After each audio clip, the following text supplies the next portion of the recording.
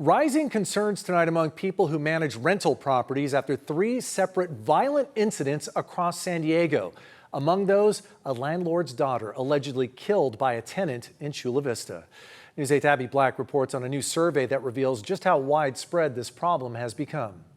Just this week, police say a man was murdered after he was trying to break up a fight between neighbors who lived at this Mount Hope apartment complex. This is at least two violent incidents reported at apartment communities this week in San Diego, highlighting what the Southern California Rental Housing Association calls a growing, often underreported safety crisis.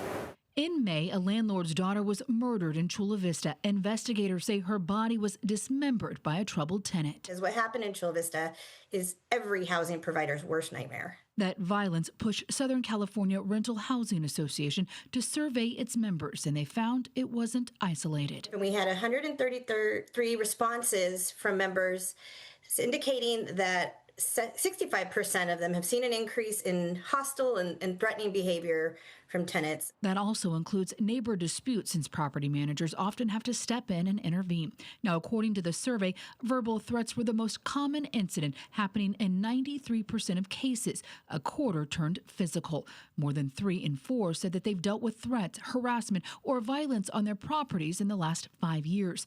Amelia Provencio has been in property management for 15 years in San Diego County. Well, I've experienced more harassment, cursing, just feeling threatened when I'm either showing property or when I'm faced with tenants. 74% say legal delays slowed down removing a tenant who posed a safety risk.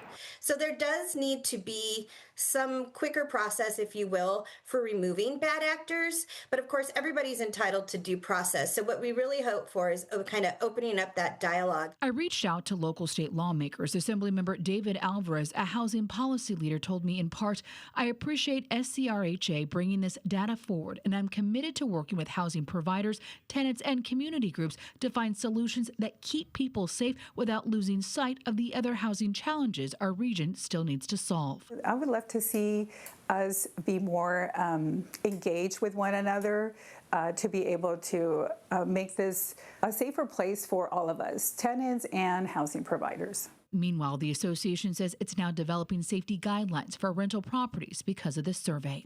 Abby Black, News 8.